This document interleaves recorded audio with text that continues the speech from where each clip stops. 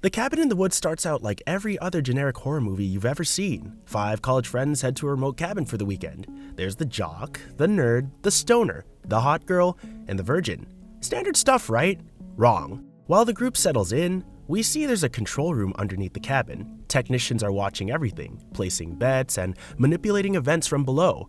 They pump drugs through the vents, control the temperature, and basically orchestrate every scary moment. And it turns out this whole thing's a ritual. The cabin scenario is one of the many facilities around the world designed to appease ancient gods sleeping beneath the earth. And every year, they sacrifice young people in specific ways to keep these gods from waking up and destroying humanity. The stoner, Marty, figures it out. He and Dana make it to the control facility and release all the monsters. Every single creature from every horror movie you could think of. Werewolves, ghosts, demons, giant snakes, all of it. And in the end, Dana has the choice to kill Marty and complete the ritual, saving the world. But she refuses. She's tired of the manipulation. She's tired of being a pawn in somebody else's game. So she lets the timer run out. The ancient god wakes up, a giant hand bursts through the ground, and the world starts to end.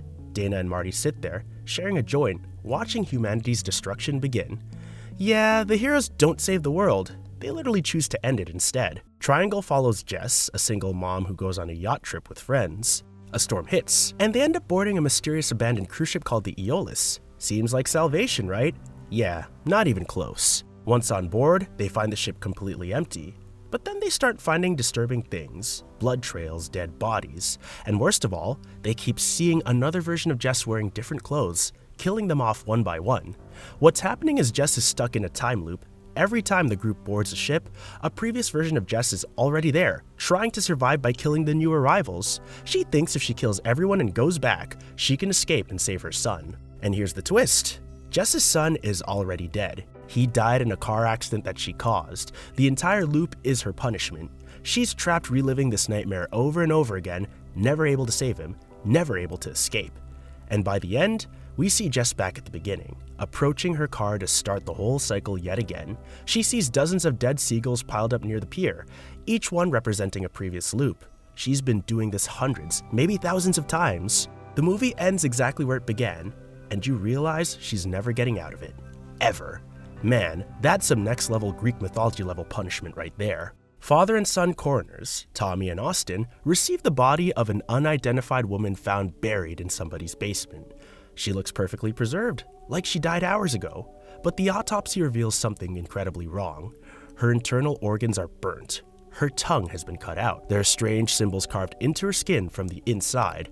And as they continue the autopsy, things start happening. The radio plays by itself, the light flickers. They try to leave, but every exit leads them back to the same hallway. Tommy realized the truth. Jane Doe was a victim of the Salem witch trials. She was innocent, but they tortured her anyway, accusing her of witchcraft. All that pain and injustice turned her into what they feared most, an actual witch. Her body is a conduit for revenge. Anyone who disturbs her gets trapped and killed. Tommy realizes the only way to stop her is to give her what she wants, another victim to continue the cycle. Tommy kills himself to save his son. Kaylee and Tim are siblings dealing with serious childhood trauma. 10 years ago, something happened in their house that left their parents dead and Timmy institutionalized. Now that Tim's been released, Kaylee wants revenge on what really destroyed their family, an antique mirror. And she's spent years researching this mirror's history. It's been connected to dozens of deaths over centuries. She sets up cameras, alarms, and failsafes. If they haven't checked in within a certain time, the cameras will send evidence to the police and a weighted anchor will smash the mirror. Wrong. The mirror starts messing with their perception of reality. They see their parents. They see themselves as children. They can't tell what's real and what's a hallucination. The movie cuts between past and present until you can't distinguish between them either. In the climax, Kaylee thinks she's finally destroying the mirror. She raises a golf club to smash it. But in reality, Tim is standing right in front of her, trying to stop her.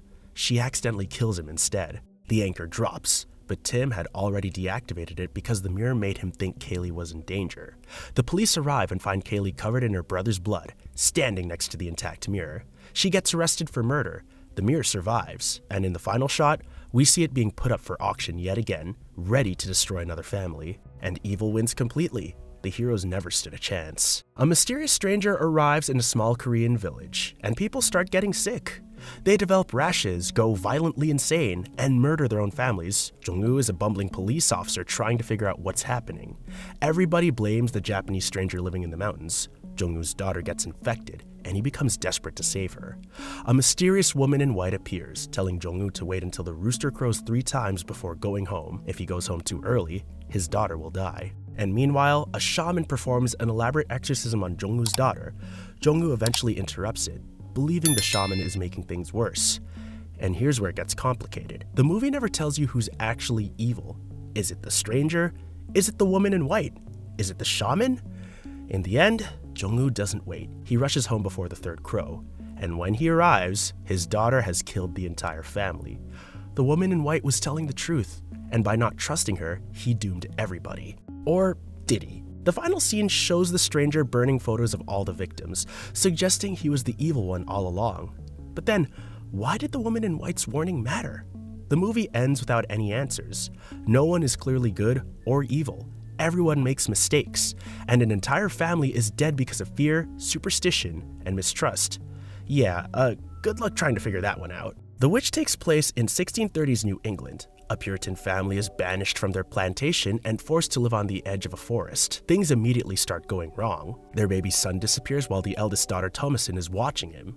We see a witch in the woods perform a ritual with the baby's body. The family's crops fail. Their goat, Black Phillip, acts increasingly strange. One by one, the family members die or disappear. The twins vanish. The son dies from the witch's curse. The mother goes insane and attacks Thomasin.